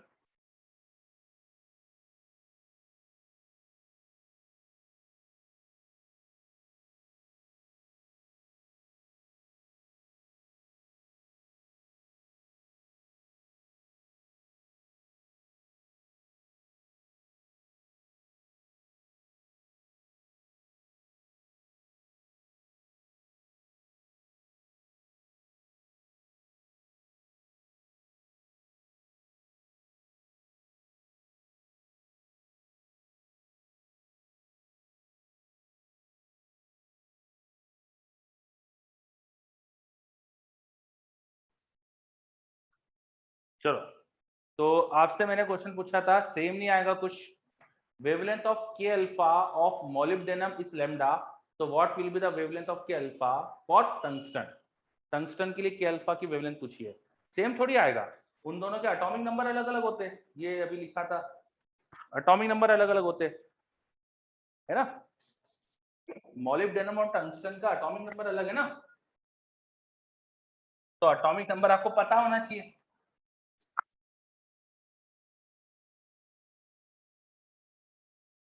यार chemistry पढ़े लिखे बच्चे हो यार, atomic number याद नहीं करे, ऐसा कैसे चल रहा है काम? हाँ, root of frequency of K alpha हमने पढ़ी थी, वो a into Z minus B होती है, और जब यहाँ के अल्फा की बात करते हैं तो b1 होता है, you can use this b is 1। तो रूट ऑफ फ्रीक्वेंसी, फ्रीक्वेंसी को लिख सकते हैं speed of light upon wavelength of light, तो वेवलेंथ का जो रेशियो आ जाएगा ना, उसका रूट मॉलिब्डेनम के लिए देखेंगे, और मॉलिब्डेनम आई थिंक एमओ होता है, और टंगस्टन डब्ल्यू होता है, टंगस्टन को डब्ल्यू से रिप्रेजेंट करते हैं ना, बताओ, है ना? ठीक है, हाँ, तो बस इनका जो रेशियो हो जाएगा वो इनके एटॉमिक नंबर के इनवर्स रेशियो में हो जाएगा, तो atomic number of tungsten -1 upon atomic number of molybdenum -1। बस अब आपको मॉलिब्डेनम की वेवलेंथ दी है और टंगस्टन की पूछिए, तो कर लो, एटॉमिक नंबर याद होना चाहिए, तो है ना, ये सब चीजें याद रखो यार, मतलब एटॉमिक नंबर तो बहुत बेसिक चीजें याद करने की, हम अगर आईआईटी के लिए पढ़ रहे हैं, we are aiming to get into IIT, और अपने बेसिक बेसिक चीजें नहीं करें तो कैसा काम चलेगा? ठीक है, यू आर एक्सपेक्टेड कि आपको एटॉमिक नंबर याद होंगे, टेबल्स याद है कि नहीं, बताओ, याद है 20 तक? थोड़ा 30 तक याद रखने की कोशिश करो, है ना, 30 तक टेबल्स याद रखने की कोशिश करो, इससे क्या होगा, एग्जाम में थोड़ा सा है ना कैलकुलेशन थोड़ी सी फास्ट हो सकती है। चलो, हाँ, और है ना, ये जो बेसिक चीजें है, मतलब ये आपको ऐसा लगता है कि यार क्या अपने टेबल दी होगी वहां पर, ये दिया होगा, वो दिया होगा, फिर भी हमको आना चाहिए करते, है ना, we are, if we are trying to get into IIT, तो हम उतने स्ट्रांग भी होना चाहिए, है ना, आपको खुद को अच्छा लगेगा अगर आप स्ट्रांग रहेंगे कैलकुलेशन में, मैथ्स तक, बेसिक चीजों में, ठीक है, तो इसलिए ये करना चाहिए। चलो, तो ऐसे क्वेश्चन आते हैं देखो, मोजलेस लॉ पे, बहुत सिंपल सिंपल चीज है। अब अपना एक्सरे कंप्लीट, अब आप एक्सरे के इलस्ट्रेशन सारे करो मॉड्यूल से, प्लस उसका बिगनर बॉक्स करो, तो नेक्स्ट क्लास में एक्सरे का बिगनर बॉक्स कंप्लीट करके लाओ, और आज अपन को डिस्कस करना है photo electric plus atomic from HCB, तो अपना टाइम 2 से 3 रहेगा, 2 बजे से 3 बजे तक, ठीक है? चलो बच्चों, फिर मिलते हैं नेक्स्ट क्लास में, बाय सबको, और इसके बाद अपन न्यूक्लियर फिजिक्स चालू करेंगे, तो न्यूक्लियर फिजिक्स पढ़ के आना, ठीक है? चलो, बाय सबको। Thank you all of you, take care. Bye.